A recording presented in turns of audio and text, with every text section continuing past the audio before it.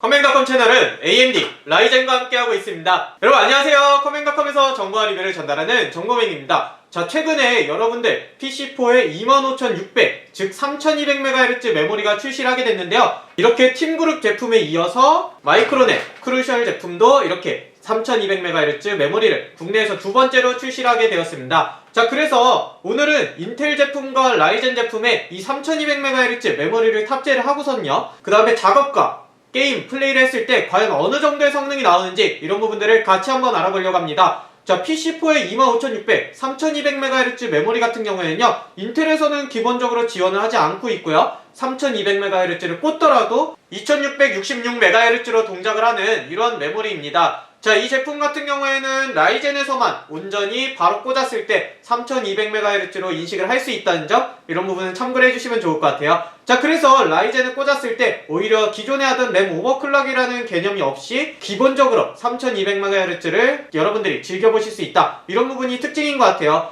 하지만 아쉬운 점은 JEDEC 이 표준 규격으로 3200MHz 같은 경우에는 CL22의 메모리 타이밍을 가지게 되는데요. CL19로 동작하는 메모리 대비 조금은 타이밍이 느려지는 이런 부분들의 단점이 있기도 합니다. 메모리는 클럭발 이런 얘기가 있잖아요. 이 라이젠에 탑재됐을 때 80만원대 초반에 만나볼 수 있는 이 견적, 과연 게이밍과 작업 어떤 사양 나오는지 한번 보도록 하겠습니다. 오늘 테스트할 사양으로는요, 메인보드는 A320 보드로 진행하고 램오버 없이, 그 다음에 GTX 1660 슈퍼를 탑재한 다음에 i5 9400F랑 라이젠5 3500X로 조합을 한 이 PC로 한번 진행을 해보도록 하겠습니다. 자, 그럼 저와 함께 출발해볼까요? 렛츠 고! 자, 먼저 게임 옵션부터 보도록 하겠습니다. 올 울트라로 설정하고요, 렌더링 크기 100으로 하고 선명함을 키고요, 캐릭터 렌더링 끄고 진행하겠습니다.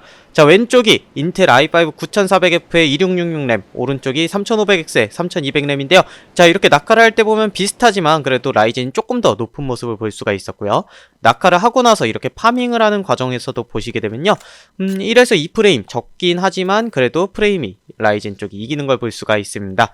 자, 이렇게 점점 게임 진행하면서 부트캠프에서 이동을 하는 경우에도요, 프레임이 비슷하지만 그래도 인텔보다는 라이젠이 한 1에서 2프레임 정도 아무것도 건드리지 않은 상황에서 더 높은 걸 알 수가 있고요, 이렇게 외곽으로 나가게 되면은 조금 더 프레임이 벌어지는 걸 볼 수가 있습니다. 큰 부분은 아니지만 아까는 1에서 2프레임이었다면은 3프레임까지 벌어지는 부분도 볼 수가 있고요, 1% 로우는 동일하게 나오고 에버리지 프레임은 한 1 정도 차이 나는 걸 볼 수가 있네요. 자, 이렇게 긴박한 상황 후반부로 갈수록 프레임 차이는 조금 더 나는 걸 볼 수가 있습니다. 비슷한 프레임이지만 그래도 1% 로우가 한 1프레임 정도 라이젠 쪽이 더 올라가는 것도 볼 수가 있고요, 이렇게 줌을 하고 있는 상태에서도 프레임 차이는 끝으로 가더라도 1에서 2프레임 정도 더 높은 걸 볼 수가 있습니다. 자, 램 오버를 하지 않고서도 이렇게 프레임 차이가 조금 더 난다는 부분, 기존의 라이젠이 램 오버가 없으면 인텔한테 밀리는 모습이었는데 이런 부분까지 확인할 수 있던 배그였습니다. 자, 이번엔 오버워치를 매우 높은 옵션에 스케일 150으로 설정하고 진행해보도록 할게요. 오버워치 같은 경우는 아무래도 조금 더 최적화가 잘 되어 있긴 하지만 그래도 이렇게 3200램으로 된 쪽에서 조금이라도 더 높은 프레임을 볼 수가 있다는 점 참고를 해주시면 좋을 것 같아요. 자, 이번엔 어도비 프리미어 프로 2020으로 영상 인코딩을 진행해봤습니다. 메모리 클럭이 빨라진 만큼 아무래도 CPU의 처리 속도에도 영향을 미칠 거라고 생각을 해서 이렇게 작업 부분도 보게 되었는데요. 자, 이 경우에는 i5 9400F가 8분 57초, 그 다음에 라이젠 5 3500X가 8분 44초를 보여주면서 약 3% 정도 단축시켜주는 걸 볼 수가 있었습니다. 자, 이번에는 멀티코어 압축 프로그램 반디집으로 압축을 진행해봤습니다. 똑같은 내용으로 램 클럭이 빠른 만큼 압축 작업이 더 빠르지 않을까 이런 생각에 진행했는데요. 이 경우에는 i5 9400F가 11분 50초, 그 다음에 라이젠 5 3500X가 10분 11초를 보여주면서 약 14%까지 앞서는 모습을 보여주게 되었습니다. 자, 이렇게 벤치마크는 마치도록 하겠습니다.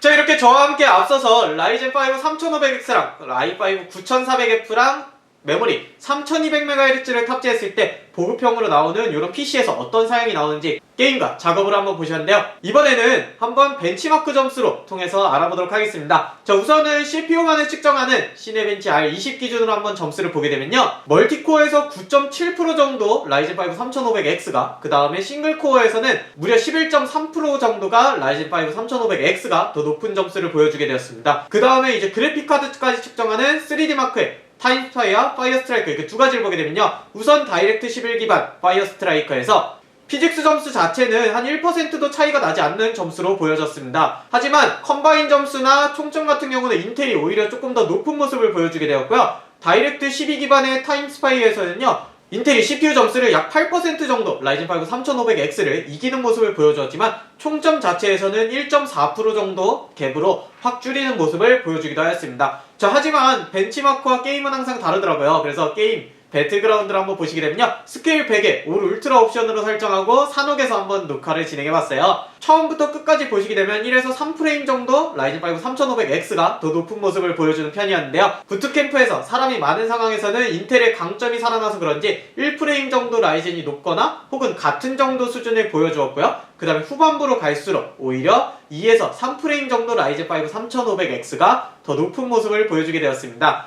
자, 1% 로우 같은 경우는 같은 모습을 보여주기도 하고 뭐 엎치락뒤치락 하면서 인텔이 앞서기도 하고 라이젠이 앞서기도 하는 모습을 보여주었는데요, 90프레임 정도의 전후 프레임이 나오니까 1에서 3% 정도의 성능 차이가 난다, 이렇게 봐주시면 될 것 같아요.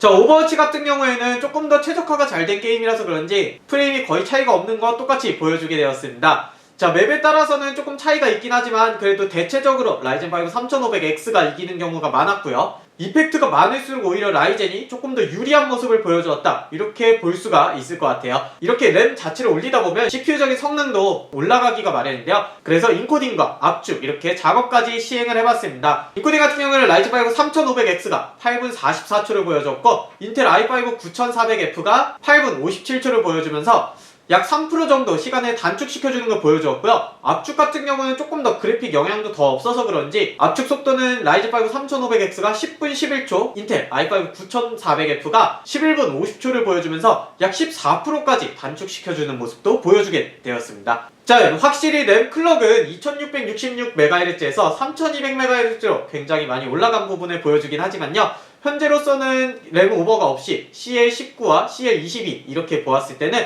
램 타이밍이 늘어져서인지 생각보다는 덜 나오는 모습을 보여주었습니다. 기존에 아무래도 삼성 메모리를 쓰게 되면은 3200MHz의 CL16으로 오버클럭을 많이 하셨잖아요. 그런 부분들 때문에 생각보다는 조금 아쉬운 부분이 있다. 하지만 그래도 기본 클럭을 3200MHz, 그 다음에 오버클럭 평균이 3600MHz 이상으로 맞춰질 거기 때문에 앞으로는 조금 더 라이젠 쪽에 기대가 거는 부분이 많다, 이렇게 생각이 듭니다. 아무래도 램오버를 할 줄 모르는 분, 램오버를 했을 때 에러가 뜰 게 좀 불안해서 순정으로만 사용하시는 뭐 PC방이나 혹은 뭐 기업체 이런 곳들에서는 특히나 이 3200MHz 램이 대세가 될 것만큼 라이젠 5 3500X, 그 다음에 뭐 3세대 라이젠 이런 CPU 라인업이 훨씬 더 메리트가 있지 않을까, 이렇게 생각이 드는 부분인데요, 여러분들 생각들은 어떠신지 또 한번 남겨주세요. 라이젠 같은 경우는 A320 메인보드부터 3200MHz가 지원이 되니까 Z390까지 올라가야 램오버가 되는 인텔 제품보다는 조금 더 메리트를 얻지 않았나, 확실히 메모리가 개발이 되면서 라이젠 쪽에 조금 더 힘이 실리는 모습을 볼 수가 있습니다. 여러분들 의견 어떠신지 한번 남겨주시고요. 오늘 내용에서 잘못된 내용이 있다면요, 아래 리플로 남겨주시고 혹시 또 다음 영상에 대해서 제안하고픈 내용 있으시다면요, 아래 리플로 남겨주시면 제가 참고하고 다음 영상도 제작하도록 하겠습니다.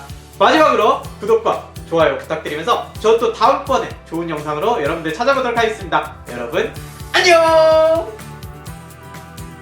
이렇게 팀그룹 제품에 이어서